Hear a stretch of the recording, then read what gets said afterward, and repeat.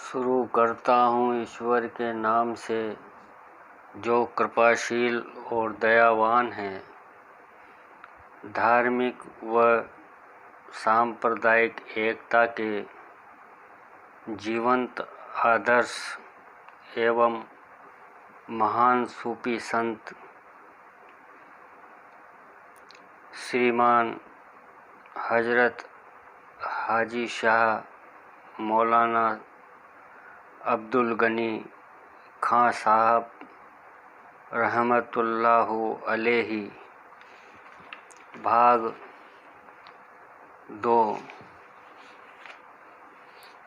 यह संपूर्ण वसुधा अखंड आकाश और उसमें असंख्य ग्रह उपग्रह रवि शशि और नक्षत्रगण का नियमित उदय अस्त उनके विधाता तथा नियामक की ओर से जिस प्रकार स्पष्ट संकेत करते हैं, उसी प्रकार अखिल सृष्टि के समस्त जीवधारियों को सुचारू रूप से चलाने के लिए कुछ शाश्वत नियम होते हैं, जिन्हें प्राणी मात्र को धारण करना अनिवार्य होता है। इस धारण करने की अनिवार्यता को ही धर्म कहते हैं। इस धर्म में जब कोई विकृति होती है, तब उसे दूर करने के लिए उस महान सत्ता या परम सत्ता की ओर से अवतार या नबी, देवदूत या पैगंबर, संत या औलिया का ज़हूर होता है। राम, कृष्ण, बुद्ध, मोहम्मद, ईसा और कबीर साहब आदि सब इनके उदाहरण हैं। 17वीं शताब्दी में सूफी परंपरा के उदार मना महान संत हजरत मिर्ज़ा मजहर जान जाना रहम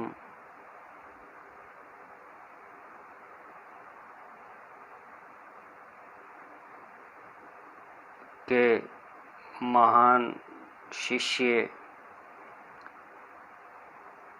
परम पूज्य श्रीमान अब्दुल गनी खां साहब हुए। हजरत मिर्ज़ा जान जाना रहम, जिन्होंने हिंदू पद्धति की पूजा की सराहना की और अपने सिलसिले की रूढ़िवादिता को दूर किया, उनके समय से ही हिंदू लोग भी आपके सत्संग में आने लगे थे। जनाब हजरत मिर्ज़ा मजहर जान जाना रहम की शिष्य परंपरा की 5वीं पीढ़ी में हजरत मौलाना शाह फजल अहमद खां साहब रायपुरी कुशी हुए, जिन्होंने अत्यंत उदार दृष्टिकोण अपनाया। जनाब हजरत शाह अब्दुल गनी खां साहब रहम का जीवन चरित्र भाग 2 अब आगे। इसके पहले की जानकारी इसके पहले वाले वीडियो में दी गई है।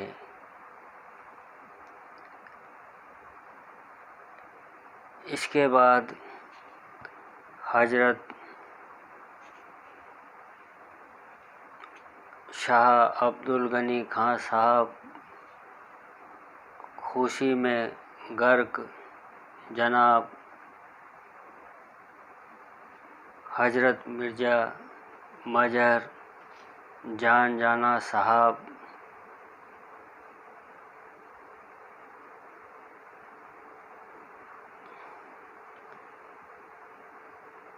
की खिदमत में हाजिर हुए और सलाम पेश किया। जनाब हजरत मिर्ज़ा मजहर जान जाना साहब ने दुआ देकर आपको सीने से चिपटा लिया और शाबाशी देते हुए फरमाया, बेटे, तुमने आलिम साहब के सवालों का सही सही जवाब दिया और तुमने अलिफ ला के उर्दू हल्फ में शामिल किए जाने का जो सबब पूछा निहायत माकूल था, जिसका आलिम साहब कोर्ट जवाब न दे सके। मुझे तुम्हारे इस सवाल से बेहद खुशी हुई। इस पर हजरत शाह अब्दुल गनी खां साहब ने जनाब हजरत मिर्ज़ा मजहर जान जाना साहब से पूछा कि उन्हें इन सब बातों का इल्म कैसे हुआ। जनाब हजरत मिर्ज़ा मजहर जान जाना साहब ने कहा, बेटे, मैं बराबर तुम्हारे साथ ही था।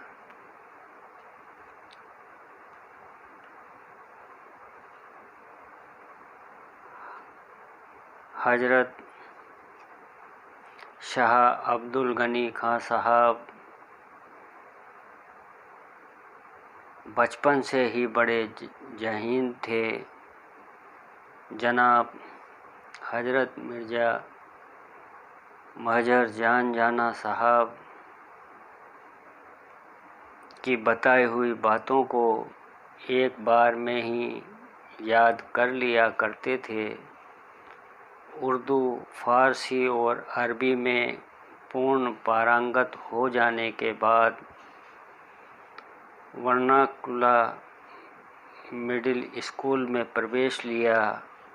वहाँ की फाइनल परीक्षा में आप प्रथम श्रेणी में उत्तीर्ण हुए और 4 विषयों में विशेष योग्यता प्राप्त की। इसके पश्चात नॉर्मल परीक्षा में बैठे। इस परीक्षा की तैयारी में जनाब किबला मौलाना फजल अहमद खां साहब के छोटे भाई जनाब विलायत हुसैन खां आपके हम सबक थे। यही जनाब मौलाना फजल अहमद खां साहब आपके पीर भाई व रहनुमा थे और बाद में जनाब हजरत मिर्ज़ा मजहर जान जाना साहब के पर्दा कर जाने पर उन्होंने ही आपको इजाज़त व खिलाफत अता की। इम्तहान शुरू होने के पहले ही दिन जब दोनों साहबान साथ साथ जा रहे थे कि रास्ते में जनाब विलायत हुसैन साहब को के होने लगी। हजरत शाह साहब ने उनकी बड़ी इमदाद की और जो भी उपचार मुमकिन थे सभी किए। इम्तिहान की देरी होती देख कर जनाब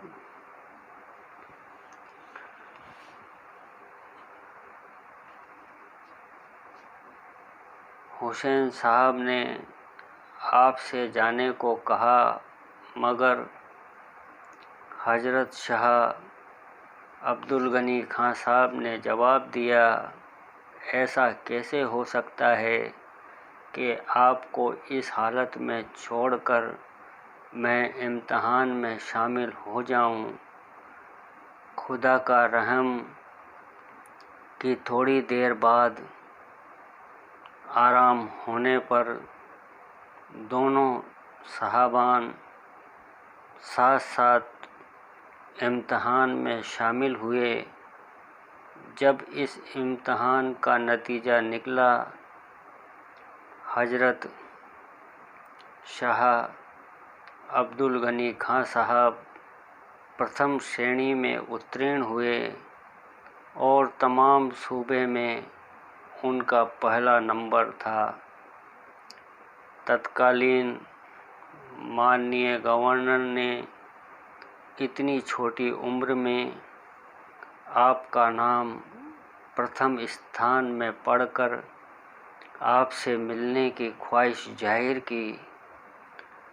हजरत शाह अब्दुल गनी खां साहब गए और अपने तरीके का आदाब पेश किया।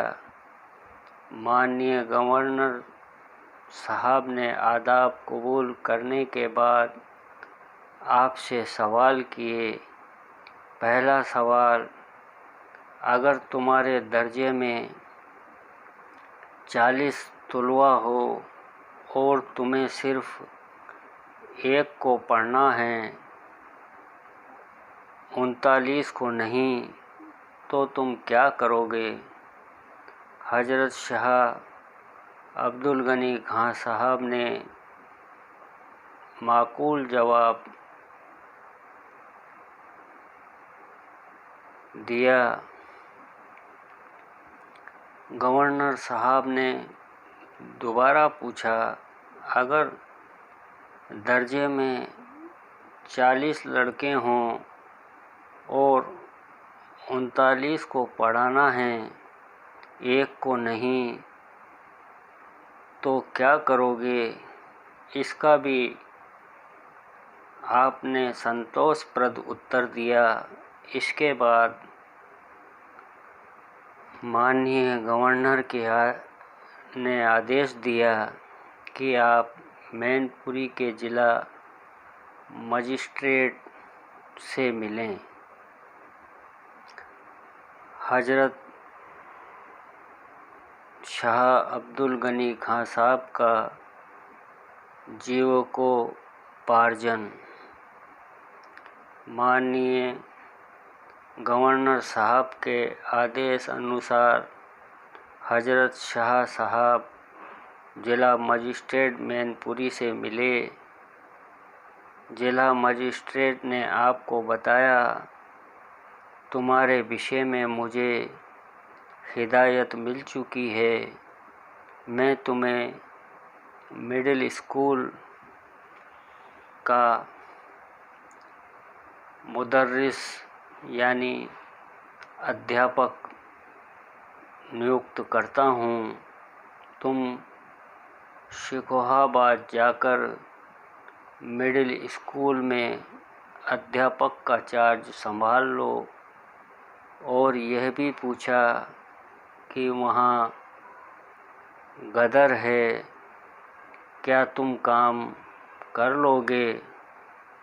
हजरत शाह अब्दुल गनी खां साहब ने जवाब दिया, अगर आप मदद करेंगे तो ज़रूर कर लूँगा। जिला मजिस्ट्रेट ने कहा, क्या तुम कत्ल कर दोगे? आपने फरमाया, कत्ल तो नहीं, मगर कत्ल आमद ज़रूर होगा। इस पर जिला मजिस्ट्रेट ने मदद करने का वादा किया।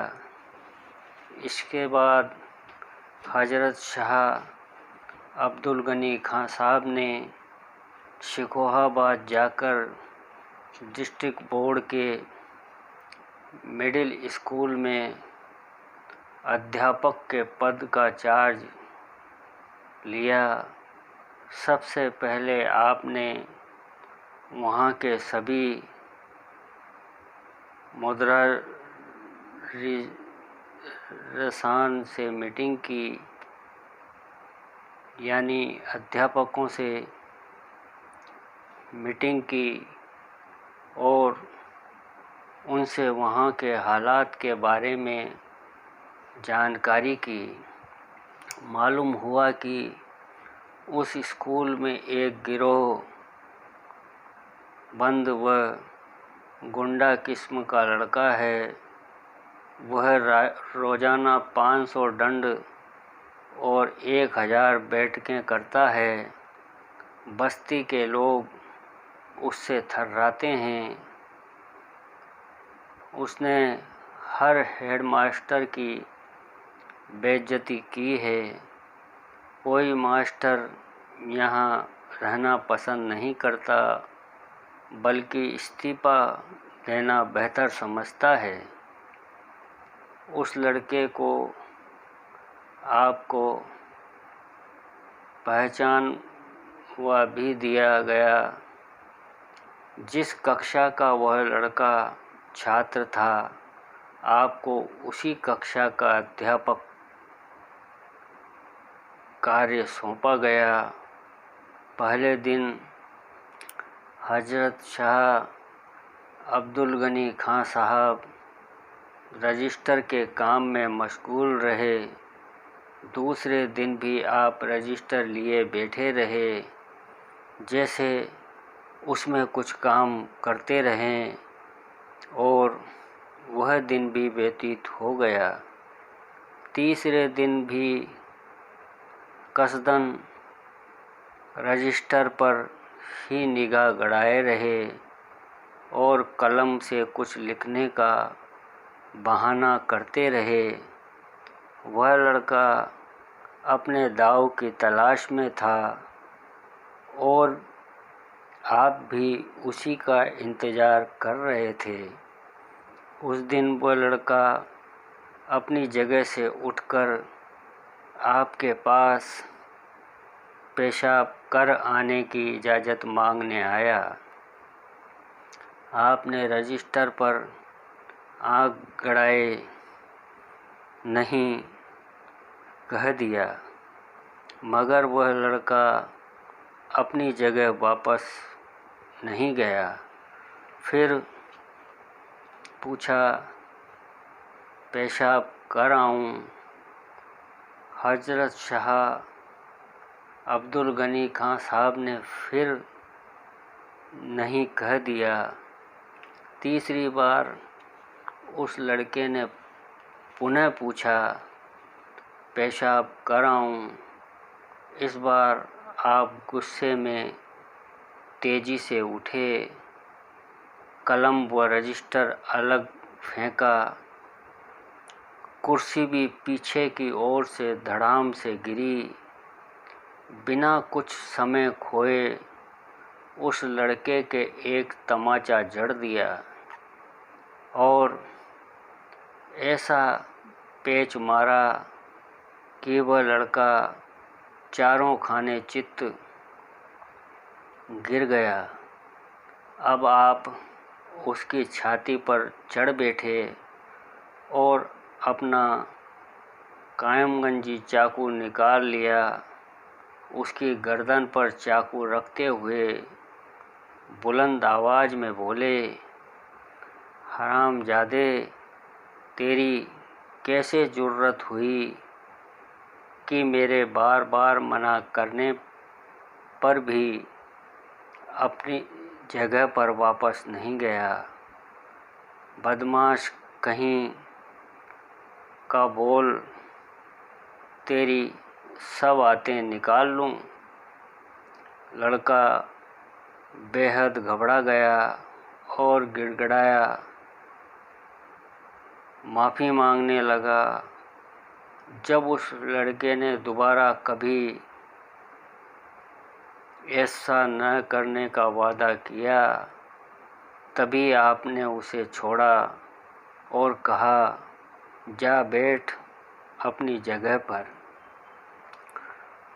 उस दिन पूरे कस्बे में यह खबर आग की तरह फैल गई। दूसरे दिन कस्बे के कई बाअसर लोग एक मोटर पर बैठकर मैनपुरी जिला मजिस्ट्रेट के यहाँ गए और वाक़या सुनाया। बाद में यह भी अर्ज किया कि उन्होंने एक कातिल और गुंडे को अध्यापक नियुक्त कर भेज दिया है, उसे वहाँ से फ़ौरन हटा दीजिए। जिला मजिस्ट्रेट ने सारी बातें सुनी और अंदर चले गए। थोड़ी ही देर में पुलिस की 2 लारियां भरकर आ गईं और साथ ही एसपी साहब भी पहुँचे। एसपी साहब को लेकर जिला मजिस्ट्रेट अंदर चले गए और पुनः निकल कर आए। पुलिस को हुक्म दिया कि शिकवाबाद से आए सभी लोगों को हथकड़ी लगाकर जेल भेज दो। वे लोग भयभीत हुए और गिड़गिड़ाने लगे कि ऐसा न किया जाए। इस पर जिला मजिस्ट्रेट ने डांटते हुए कहा, तुम्हारे यहाँ इतने दिनों से गदर मचा है, कोई मास्टर टिकने नहीं पाता, न कोई पढ़ाई होती है। इस बात को लेकर तुम लोग कभी नहीं आए। आज जब मैंने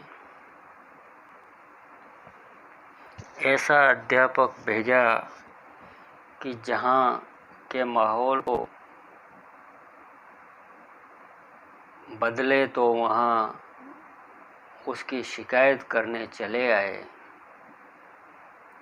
सब लोगों ने इस बात को महसूस किया और